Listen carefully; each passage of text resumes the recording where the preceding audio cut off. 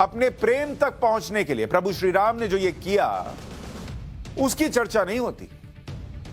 कैसे होगी? जिस देश में प्रभु श्री राम का जन्म अयोध्या में हुआ या नहीं, रामलला का मंदिर वहां कैसे बन जाए, वहां उसके सबूत देने पड़ते हो जिस देश में, तो वहां प्रभु श्री राम की इस प्रेम कथा के बारे में कोई कैसे बात करेगा कि ये है प्रेम की निशानी। और ये आपने रामायण सीरियल में भी देखा होगा, ये उसी की तस्वीरें दिखा रहा हूं आपको, कैसे नल और नील फेंकते गए और उसमें राम राम लिखा हुआ है। अब रामायण में राम सेतु का वर्णन है, लेकिन इसे ये कहकर खारिज किया जाता है कि ये तो पौराणिक कथा की कल्पना है।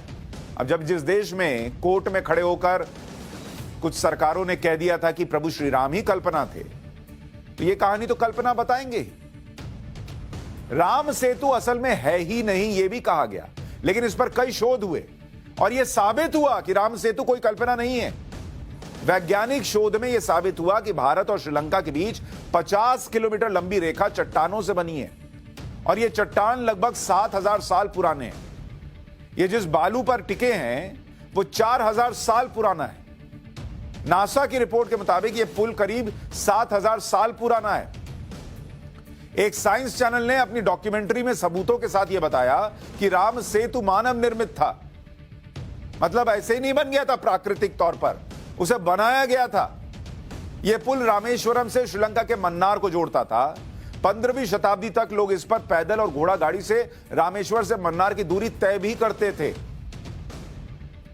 लेकिन इस देश में जिन्होंने हिस्ट्री पढ़ाई, आपके दिमाग में हिस्ट्री का चैप्टर डाला, उन्होंने कभी जरूरी नहीं समझा कि आपको बताएं कि यह भी प्रेम की निशानी हो सकती है, क्योंकि उन्हें तो मुगलों को महान बताना था।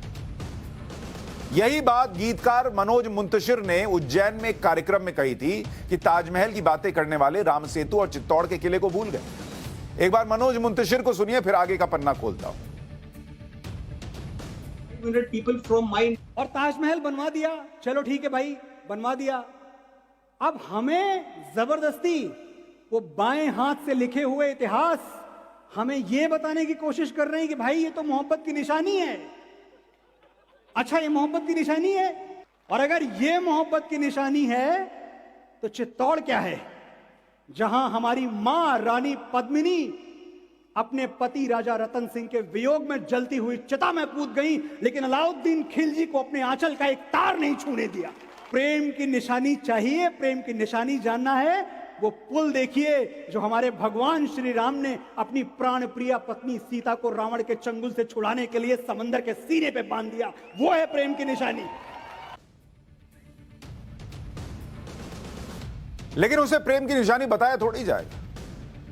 आपको यह भी नहीं बताया जाएगा कि ताजमहल जब बन रहा था तब कैसे भारत भूख से लड़ रहा था। हम आपको बताते हैं, वो चैप्टर ही इन्होंने फाड़ दिया हिस्ट्री में से, बताना लोग पढ़े ही नहीं।